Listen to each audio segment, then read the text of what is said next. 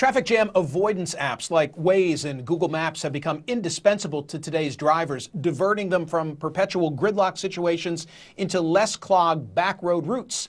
But did you ever wonder what happens when all those cars are diverted? It creates a lot of traffic in neighborhoods that are not built for it. And one small New Jersey town, quarter mile from the GW Bridge, the George Washington Bridge, is trying to fight back. It's a symbolically famous high-traffic zone. You'll remember the infamous Chris Christie bridge scandal, Bridgegate, that tied up traffic for a while.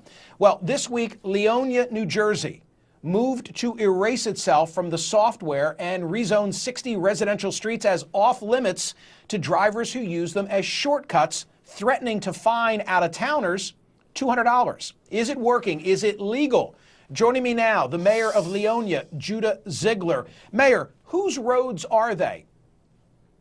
Well, good morning, Michael. Thanks for the opportunity to be with you. The answer is they are roads under the jurisdiction of the borough of Leonia, and therefore we have the right to legislate in the interests of public safety on behalf of our citizens, and that's what we've done.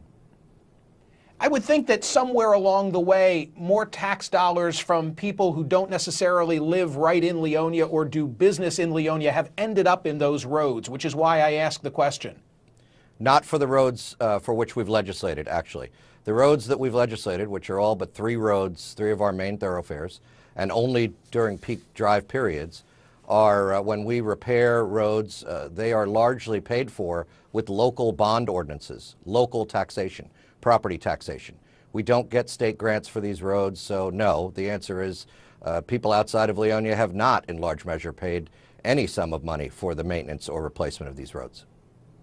Online, I note that one of the criticisms goes something like this: if you move into a community that's adjacent to literally the world's busiest bridge, then you're going to get traffic, and you should expect that.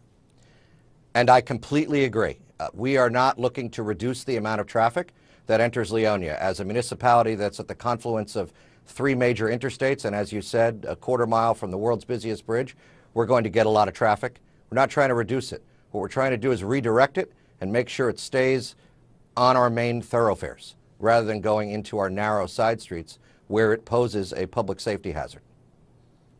In the introduction to this conversation, Mayor, I showed what you now get at Waze and Google Maps. In fact, if we can put that back up on the screen, this is what you were after, right? It's not so much that you want your local police to have to stand out there. You want what I'm now showing on the screen to pop up when people are looking at an alternative when they get off or are going on the GW Bridge. So that tells me it's being successful.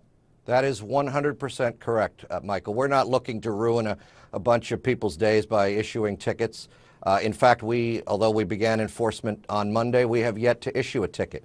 At this point, all we're doing is issuing verbal warnings. I have an 18-officer police department whose primary responsibility is public safety. Their primary responsibility is not pulling people over and giving them a $200 ticket. This was to address the tech and to get the tech to not recommend our narrow side streets as alternatives when there's a backup at the bridge. On Tuesday morning, there was a 90-minute backup at the George Washington Bridge. Our side streets were clear, so it's absolutely working. Right, but if the neighboring communities to Leonia now take a page out of your book, folks are going to have nowhere to go. But again, we're not closing Leonia. If people who are commuting to New York City decide they don't want to stay on the highways on which they're traveling to get to New York City, they can still come through Leonia and take a shorter route to the bridge. However, they just have to stay on the main thoroughfares in Leonia to get there. That's all we're saying. And Mayor, final question. Are you confident that it's legal? I don't think it's been sufficiently litigated. I looked at that Supreme Court case that talks about parking. It seems to me some court is going to have to weigh in on this. Well, listen, I'm hoping that we don't have to litigate it. Obviously, I'd rather not expend tax dollars on things like that, but certainly I will protect the public safety of my citizens. The Supreme Court case is fairly determinate, but not completely. There are various other state court cases like St. Louis County versus Hahn and others that are even more on point and point to the fact that municipal jurisdictions have broad authority to legislate streets under their jurisdiction if it's serving a public purpose, and in this case that public purpose is public safety. So I do believe that we're on fairly firm legal ground, and our legislation would withstand a court challenge. Mayor Judah Ziegler from Leonia, thanks so much for being here. Thank you, Michael. Appreciate it.